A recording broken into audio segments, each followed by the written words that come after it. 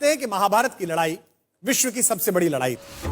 अर्जुन जब कर्ण जैसे महारथी और दुर्योधन जैसे महाबली की सेना को पराजित करने के बाद महाभारत का विजेता बन गया, तो उसे लगने लगा कि ये तो उसका निजी पराक्रम है, उसके बाणों में बल है, पुरुषार्थ है।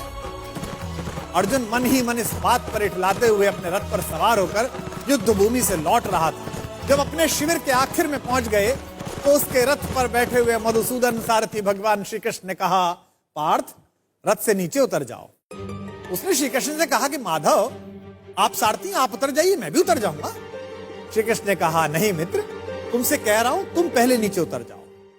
जब यह विवाद थोड़ा बढ़ा तो अर्जुन के ठीक पीछे खड़े हुए धर्मराज युधिष्ठिर ने कहा, द्वारिकाधीश अगर कोई बात कह रहे हैं तो उसमें कोई संकेत है। अर्जुन को कुछ समझ तो आया नहीं, भ्रकुटी पर ताव देकर थोड़े अनमने भाव से अर्जुन रथ से नीचे उतर गया। अर्जुन के नीचे उतरने के बाद सब लोग जाने लगे तो कृष्ण जैसे ही रथ के नीचे उतरे, रथ में एक भयंकर विस्फोट हुआ और रथ छोटे छोटे टुकड़ों में बट गया। विजय का सिंहासन सामने देख रहा था जो अर्जुन, जिसके सिर पर विजय का ताज था, उस अर्जुन ने पलट कर देखा तो माधव मुस्कुरा रहे थे और रथ जल रहा था।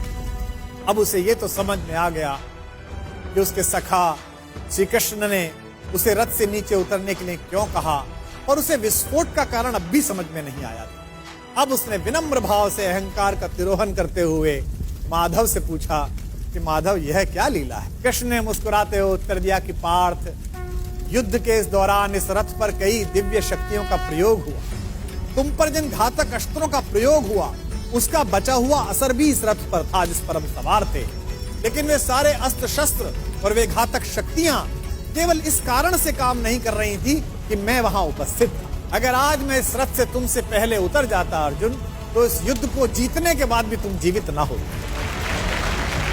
अर्जुन की आंख खुल गई, उसे यह एहसास हुआ कि विश्व की जिस सबसे बड़ी विजय को वो अपना निजी पराक्रम मान रहा है, वो केवल उसकी उपलब्धि नहीं बल्कि उसमें ईश्वर के उस अंश की सद्भावना है जिसे मधुसूदन भुवन मोहन कन्हैया कहा जाता है।